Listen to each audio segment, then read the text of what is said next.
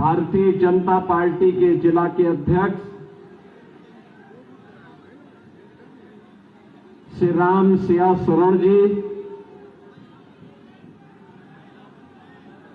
दिल्ली सरकार के पूर्व मंत्री, लोकप्रिय नेता श्री राजकुमार चौहान जी, जिला प्रभारी डॉक्टर योगेश आत्रेय जी, पूर्व केंद्रीय मंत्री श्री भानु प्रताप वर्मा जी, उत्तर प्रदेश सरकार में उत्तर प्रदेश के विधान परिषद सदस्य श्री मोहित बेनीवाल जी, पूर्व विधायक श्रीमती विमला सोलंकी जी, स्थानीय पार्षदगण, भारी संख्या में मंगोलपरी विधानसभा क्षेत्र के प्रत्याशी श्री राजकुमार चौहान जी को अपना आशीर्वाद प्रदान करने के लिए उपस्थित मंगोलपुरी के सभी बहनों और भाइयों, आज मुझे इस क्षेत्र में आकर के आप सबका दर्शन करके आनंद की अनुभूति हो रही है।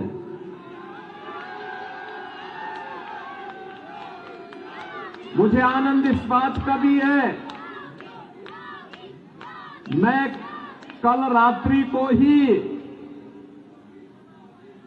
प्रयागराज महाकुंभ की भूमि से वापस आकर के आज प्रातः काल ही मैं आपके यहां सभा के लिए प्रस्थान किया हूं और अब आपके पास पहुंचा हूं। इस सदी का सबसे बड़ा महाकुंभ प्रयागराज में गंगा, यमुना और मां सरस्वती की पावन त्रिवेणी में प्रयागराज में पूरी भव्यता और दिव्यता के साथ आयोजित है। महाकुंभ में श्रद्धालुओं का आगमन का अंदाजा भी इसी से लगा सकते हैं कि पिछले 16 दिनों में अब तक लगभग 18 करोड़ श्रद्धालु त्रिवेणी के संगम में पावन स्नान करके अपने जन्म और जीवन दोनों को धन्य किए हैं। बहनों और भाइयों, ये भारत के विरासत के प्रति भारत की जनता जनार्दन की अगाध आस्था का प्रमाण है। एक नए भारत का दर्शन हो रहा है और नए भारत का दर्शन हम सबको कराया है इस देश के यशस्वी प्रधानमंत्री श्री नरेंद्र मोदी जी ने। आप मुझे बताइए, कितना बड़ा आयोजन उत्तर प्रदेश के प्रयागराज जनपद में हो रहा है और सफलतम आयोजन इसलिए हो पा रहा है क्योंकि उत्तर प्रदेश में भी भाजपा की सरकार और केंद्र में भी मोदी जी के नेतृत्व में भारतीय जनता पार्टी की सरकार, ये डबल इंजन की सरकार जब मिलती है तो कोई भी कार्यक्रम पूरी भव्यता के साथ, पूरी दिव्यता के साथ आगे बढ़ता है और प्रयागराज में वही दर्शन हम सबको हो रहा है। बहनों और भाइयों,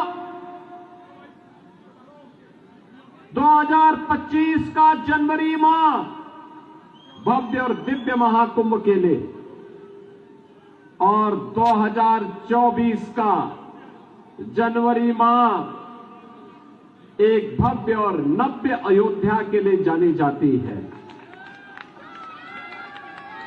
याद करिए, अयोध्या में 500 वर्षों तक इंतजार करना पड़ा, लेकिन जब उत्तर प्रदेश में डबल इंजन की भाजपा की सरकार आई तो अयोध्या में 500 वर्षों का बैरियर समाप्त हुआ, भगवान श्री राम के भव्य मंदिर का मार्ग प्रशस्त हुआ और अंततः 22 जनवरी 2024 को प्रधानमंत्री मोदी जी के नेतृत्व में उनके कर कमलों से अयोध्या में रामलला की मूर्ति की प्राण प्रतिष्ठा का कार्यक्रम संपन्न हुआ।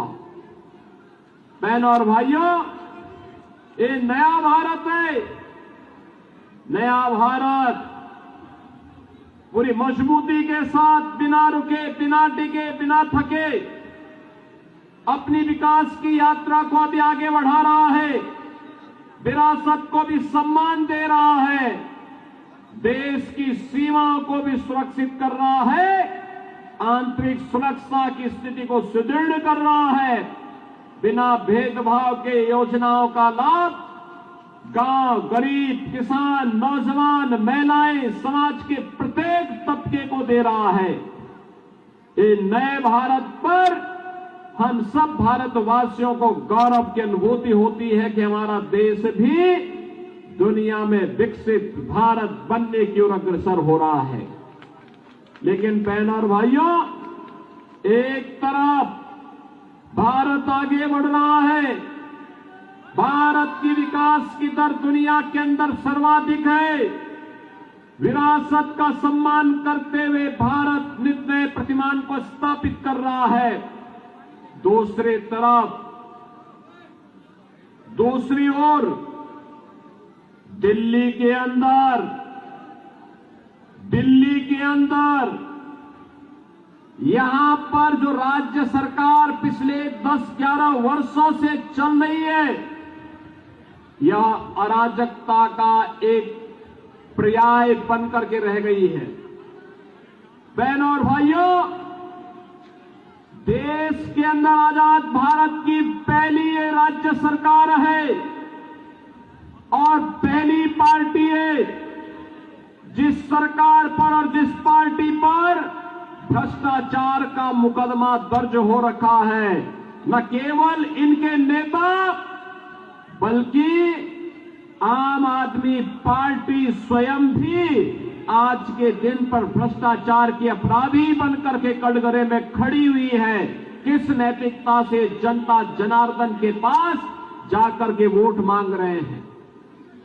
बहनों और भाइयों, याद करिए 2013 में जब श्री अन्ना हजारे जी के नेतृत्व में दिल्ली के अंदर जन लोकपाल के लिए लंबा आंदोलन चल रहा था, जन लोकपाल, लेकिन दिल्ली के अंदर आम आदमी पार्टी की सरकार बनी। जन लोकपाल के मुद्दे को इन्होंने एक तरफ फेंक दिया।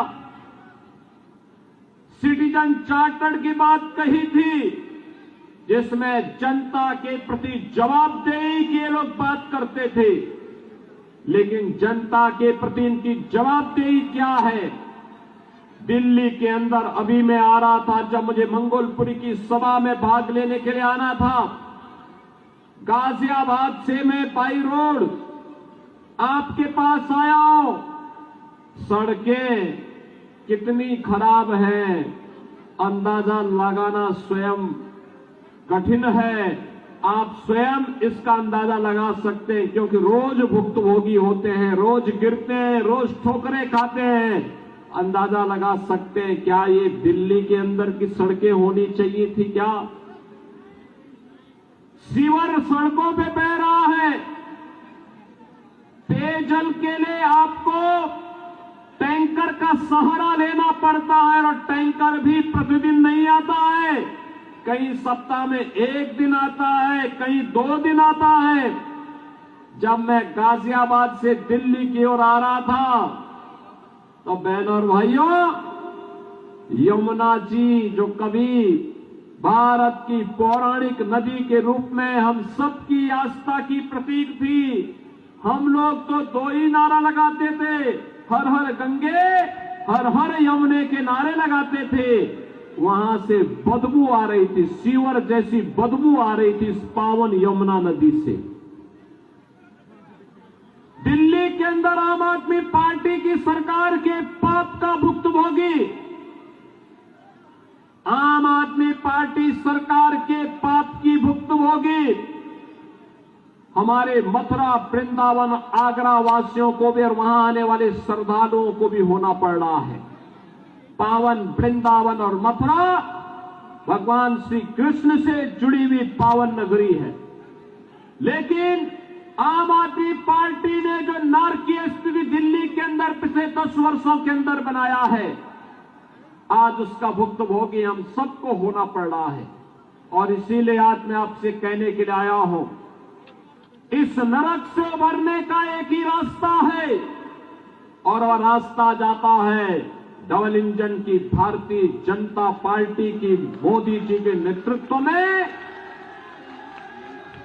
केंद्र की सरकार की तर्ज पर दिल्ली के अंदर भी भारतीय जनता पार्टी की सरकार बने। इसके लिए मैं भी मंगोलपुरी वासियों से अपील करने के लिए आया हूं। ये अपील इसलिए बहनों और भाइयों, कहने के लिए आप दिल्ली के अंदर रह रहे हैं, लेकिन बुनियादी सुविधाओं से आम आदमी पार्टी ने आपको वंचित करके रखा हुआ है। आम आदमी पार्टी की सरकार ने आपको वंचित करके रखा हुआ है।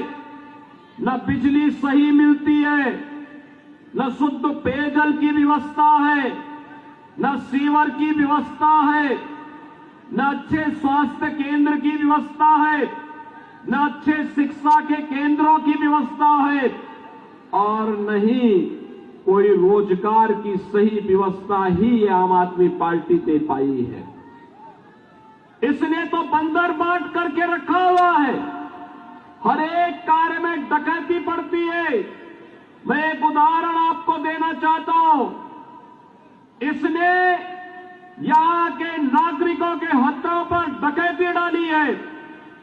एक होता है श्रमिक कल्याण बोर्ड, और श्रमिक कल्याण बोर्ड के माध्यम से श्रमिकों के द्वारा जो सेस दिया जाता है, उस बीओसी बोर्ड के माध्यम से उस पैसे को श्रमिकों के वेलफेयर के लिए खर्च किया जाता है।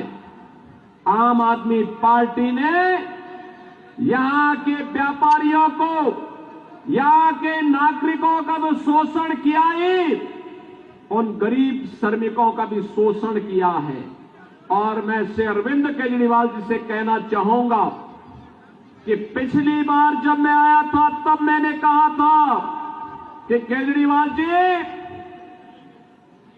अरविंद केजरीवाल जी, मेरी बातों को अगर आप सुन रहे होंगे थोड़ा गंभीरता से सोचिए। मैंने पिछली बार कहा था, मैं यहां 23 जनवरी को आया था और मैंने 24 जनवरी को कहा था, 22 जनवरी के बारे में कहा था कि 22 जनवरी को हमारी सरकार, मेरे पूरे मंत्रिमंडल के सहयोगी प्रयागराज की त्रिवेणी में जाकर के मां गंगा, यमुना और सरस्वती की त्रिवेणी के संगम में डुबकी लगा करके पुण्य के भागीदार बने। हमने आचमन भी किया, स्नान भी किया। लेकिन अगर आप में नैतिक साहस होता तो आप भी इस दौरान यमुना जी में अपने मंत्रियों को लेकर के जाते, डुबकी लगाते। मैं भी मानता कि आपने मां यमुना के लिए कुछ किया है। आप नहीं किए, आपने साहस नहीं कि आप वहां जा पाए। खैर, हम जबरदस्ती डुबकी लगाने के लिए किसी को बाध्य नहीं कर सकते, लेकिन एक बात जरूर है, श्रमिकों के हितों से जुड़ा हुआ महत्वपूर्ण मुद्दा है श्रममेव जयते के इन मंत्रों पर हम विश्वास करते हैं। मैं आपसे पूछना चाहता हूं, आपके लोगों ने, आपकी पार्टी ने, आपके नेताओं ने बीओसी बोर्ड के श्रमिकों के सेस के पैसे का दुरुपयोग करके बंदर बांट किया है। और मैं कहना चाहूंगा, जो सैकड़ों करोड़ का बंदर बांट हुआ है, अगर श्रमिकों के हितों में लगा होता तो यहां का श्रमिक और उसका परिवार बदहाल नहीं होता। मैं तो आपसे कहना चाहूंगा, एक बार आइए उत्तर प्रदेश में अटल आवासीय विद्यालयों को देखें।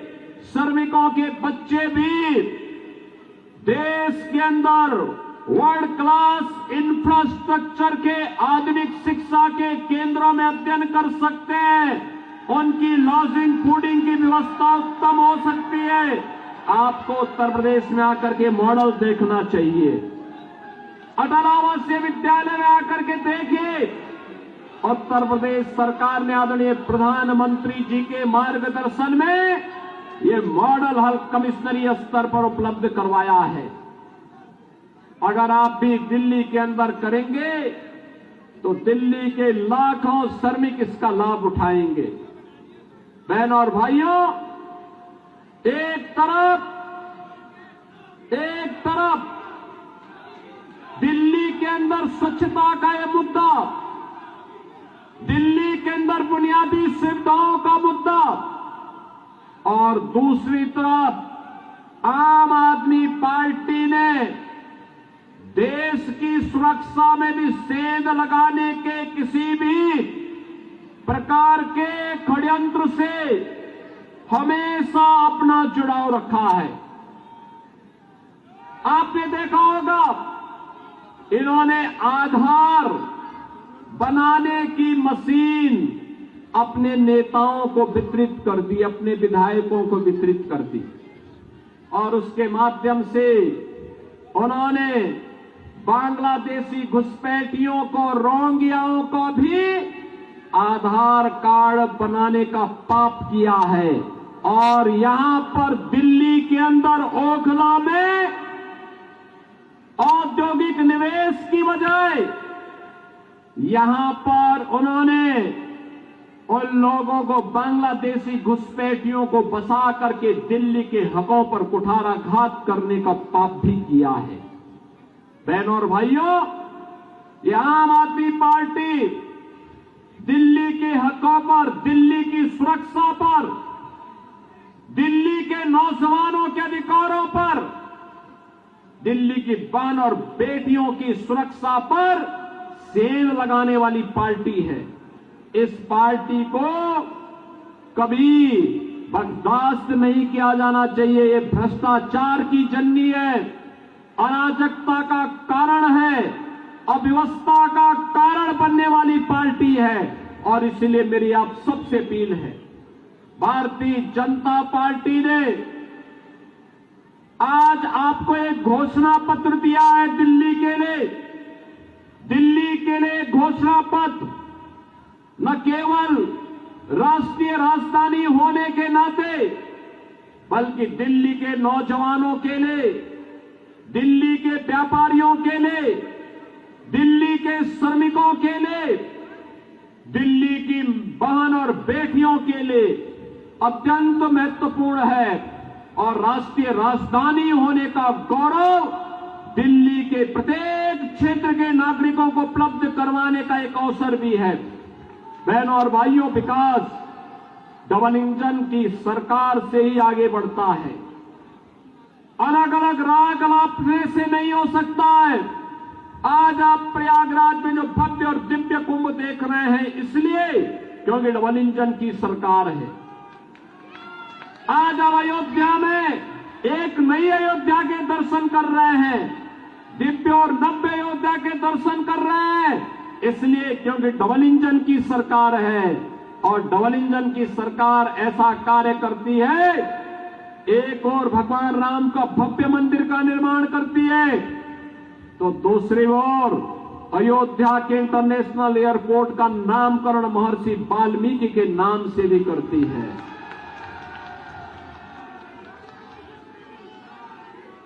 सदगुरु रविदास के जन्मभूमि क्षीर गोवर्धन जो वाराणसी में है, उस पवित्र स्थल का पुनरुद्धार और सुंदरीकरण के उसको भव्य स्वरूप प्रदान करती है। निषाद राज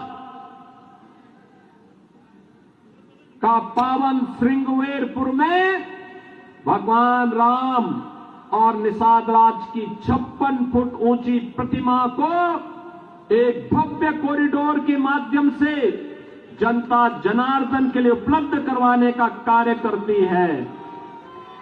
बहनों और भाइयों, ये डबल इंजन सरकार के कारण ही है।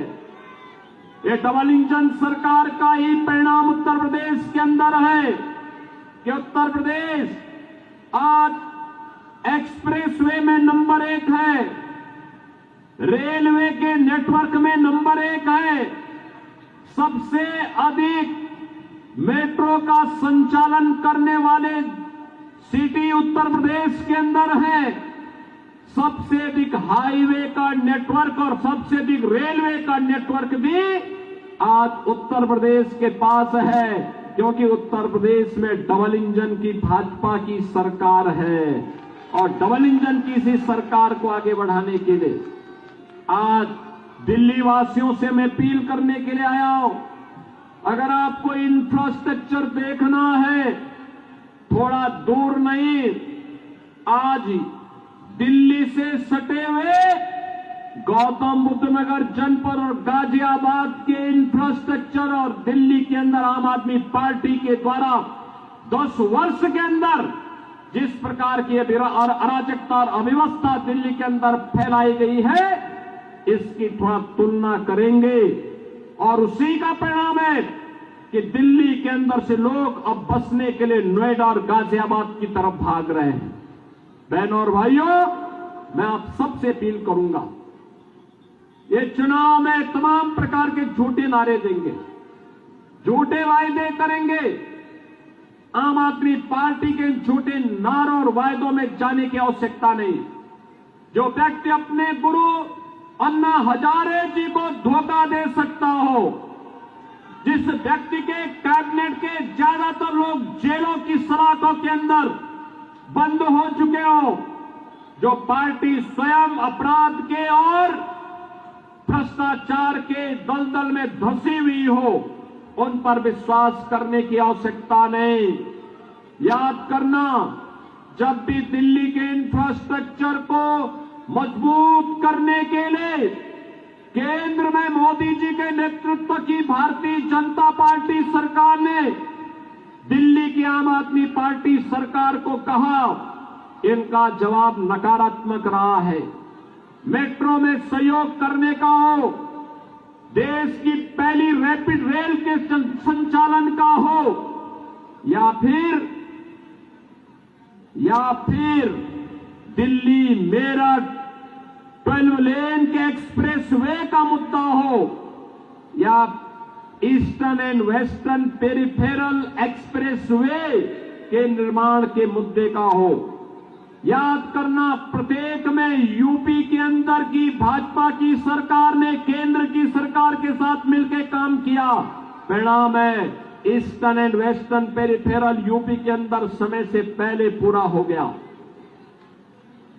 दिल्ली मेरठ 12 लेन का एक्सप्रेसवे यूपी के अंदर हो गया, लेकिन दिल्ली के अंदर आम आदमी पार्टी सरकार ने योगदान नहीं दिया। ऐसे ही दिल्ली मेट्रो का पैसा भी दबाई हुई है, रैपिड रेल का पैसा भी सहयोग नहीं किया। यह आम आदमी पार्टी विकास विरोधी है, नौजवान विरोधी है, दलित और गरीब विरोधी है, उन्हें सुविधाओं से वंचित करने वाली पार्टी है। यह अखंड भ्रष्टाचार में डूबी है, यह आपकी आस्था के साथ खिलवाड़ करने वाली पार्टी है।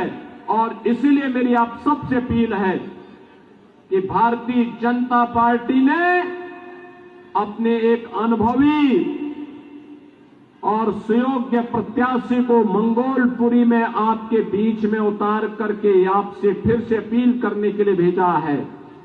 श्री राजकुमार चौहान जी को भारतीय जनता पार्टी ने अपना प्रत्याशी बना करके आपके बीच उतारा है। भारतीय जनता पार्टी विरासत और विकास की इस राजनीति का, सुरक्षा और समृद्धि के इस अभियान का हिस्सा मंगोलपुरी को भी बनाना चाहती है। और इसीलिए मेरी मंगोलपुरी विधानसभा क्षेत्र से आप सभी मतदाताओं से अपील है कि मंगोलपुरी के विकास के लिए, दिल्ली के विकास के लिए, दिल्ली की सुविधाओं के लिए, दिल्ली के गरीबों को, दिल्ली के नौजवानों को, यहां के दलित और वंचितों को भी उसका अधिकार प्राप्त हो सके, इसके लिए श्री राजकुमार चौहान जी को फिर से विधायक के रूप में चुनने के लिए आपसे अपील करने के लिए मैं आपके बीच आया हूं। आपका आशीर्वाद राजकुमार चौहान जी को प्राप्त होगा। जहां तक मेरी आवाज जा रही है, दोनों हाथ ला करके अपना आशीर्वाद देते हुए मुझे बताइए। पीछे तक, जहां तक मेरी आवाज जा रही है, श्री राजकुमार चौहान को आप भारी बहुमत से विजयी बना के भेजेंगे।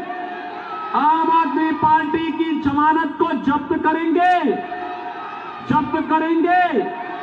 सभी लोग सहमत हैं? दोनों हाथ ला करके मेरे साथ बोलेंगे, भारत माता की, भारत माता की, भारत माता की जय श्री राम, जय जय श्री राम।